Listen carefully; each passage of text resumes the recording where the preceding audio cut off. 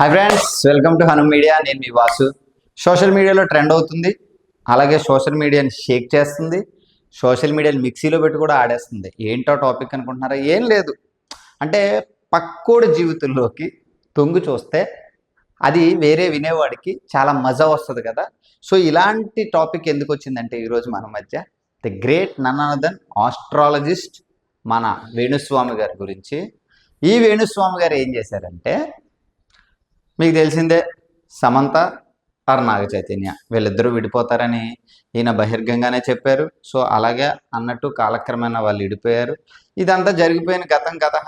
దాని తర్వాత ఈయన ఏంటంటే ఒక సుత్తి ఒక గ్లాసు, ఒక సుత్తి ఒక గ్లాసు ఇట్లా కొడతారు కదా, అట్లా కొట్టేటట్టు జగన్ గారు సీఎం, కేసీఆర్ గారు సీఎం, ఇట్లా రకరకాల మాడ్యులేషన్స్లో చెప్పి యూట్యూబ్లో సోషల్ మీడియాలో ఓ రకమైన విధంగా లేచి నేను నగ్న పూజలు చేస్తాను, కామాఖ్య పూజలు చేస్తాను, అలా రిచ్, చాలా పాషు, నాకు పబ్బులు ఉన్నాయి, అవి ఉన్నాయి, ఇవి ఉన్నాయి అని చెప్పి ఎంతో బహిర్గంగా చాలాసార్లు మాట్లాడినటువంటి ద గ్రేట్ జ్యోతిష్యుడైన వేణుస్వామి గారి గురించి అయితే ఒక చిన్న టాపిక్.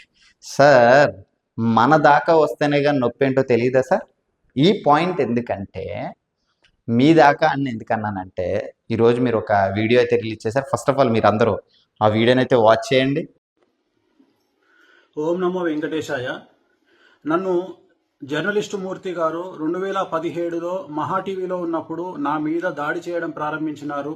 నన్ను మ్యాక్సిమం నాశనం చేయడానికి తీవ్రమైనటువంటి ప్రయత్నాలు చేసినారు. అప్పుడు నేను వాళ్ళు అడిగినటువంటి డబ్బులు నేను ఇవ్వలేదు. ఇవ్వకపోవడం వల్ల చాలా రోజుల తర్వాత గత 8 నెలల నుండి తిరిగి నా మీద జర్నలిస్టు మూర్తి గారి ఆధ్వర్యంలో, వాళ్ళ టీం ఆధ్వర్యంలో దాడులు ప్రారంభించడం జరిగింది. డబ్బులు ఇచ్చి నాకు వ్యతిరేకంగా జ్యోతిష్యులను అలాగే కొంతమంది క్లయింట్ల రూపంలో ఉండే వ్యక్తులను తీసుకొచ్చి నా గురించి టీవీల్లో డిబేట్లు పెట్టి నా గురించి చెడు ప్రచారం చేయడానికి తీవ్రమైనటువంటి ప్రయత్నాలను జర్నలిస్టు మూర్తి గారు చేస్తూ ఉన్నారు. సో ఎంతో మంది కష్టాల బాధల నుండి తొలగించిన నాకు చివరికి నేనే ఒక ఆత్మహత్య చేసుకునేటువంటి మానసికమైన స్థైర్యాన్ని కోల్పోయిన స్థితికి నేను వెళ్ళడం జరిగింది. సో ఆ వీడియోలో విన్నారు కదా వీడియో అయితే.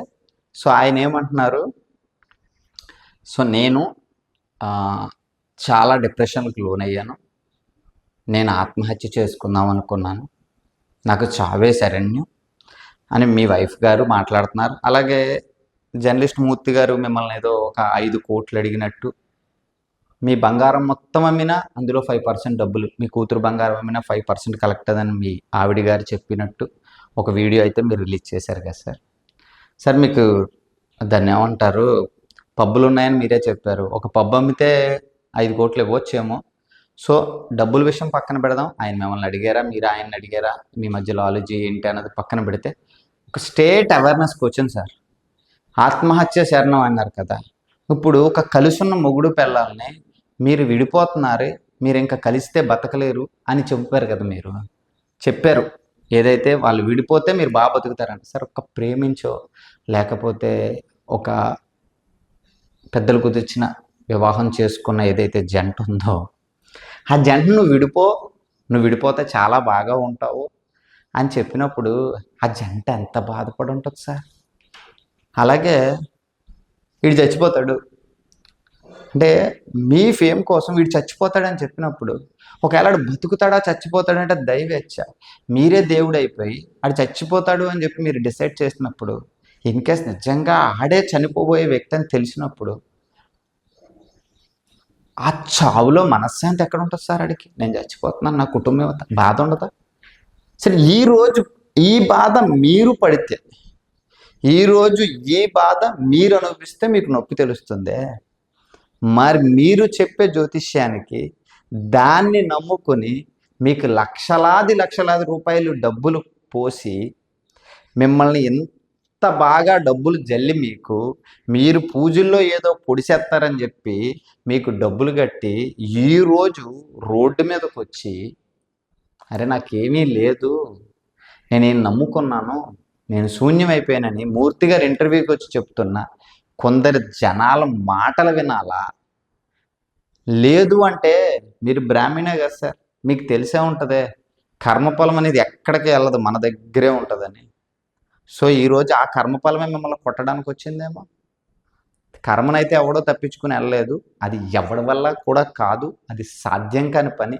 మీ దాకా వచ్చినప్పుడు, మీ దాకా వస్తేనే కష్టం తెలుస్తుంది అన్నప్పుడు, వేణుస్వామి గారు ఈ వీడియో అయితే డెఫినెట్లీగా మీకే. ఈ వీడియో చూస్తున్న వ్యూయర్స్ ఎవరైతే ఉన్నారో, కంటెంట్ నచ్చితే ఛానల్ లైక్ చేయండి, షేర్ చేయండి, సబ్స్క్రైబ్ చేయండి. మీకు నచ్చకపోతే రిపోర్ట్ కొట్టుపడదవ్వండి, ఏం ఫరక్ పడదు. ఎందుకంటే మా వీడియోస్ కూడా పెద్ద వైరల్ అయ్యి పొడిసేసేది ఏం లేదు.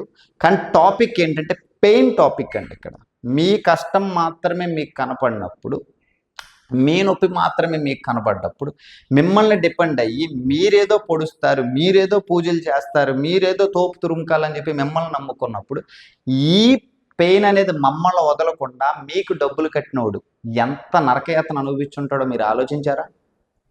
4 వీడియోలు మీ గురించి సోషల్ మీడియాలోని మూర్తి గారి వీడియోల ద్వారా వైరల్ అవుతేనే మీరు తట్టుకోక సుమోటో కేసు కిందో దేని కిందో స్వీకరించండి, లేకపోతే మేము చచ్చిపోతున్నాం, మాకు చావే శరణ్యం అని చెప్తున్నారు కదా మీరు.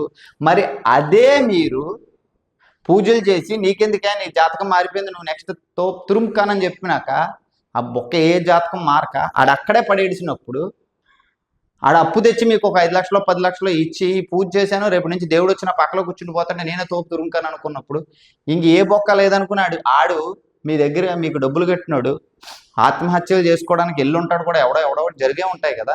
ఎందుకంటే ప్రపంచంలో 140 కోట్ల జనాభా ఉన్నప్పుడు ఎవడేం జరుగుతుందో ఎవడికే తెలియదు. సో నొప్పి అనేది మీకు వస్తే తెలిసినప్పుడు ఇక మీదట మీరు మాట్లాడేటప్పుడు కూడా మీ నరంలో నాలుగు దగ్గర పెట్టుకుని మాట్లాడండి. ఎందుకంటే అన్ని రోజులు మీ కాదు సార్, అన్ని రోజులు అందరవేనే.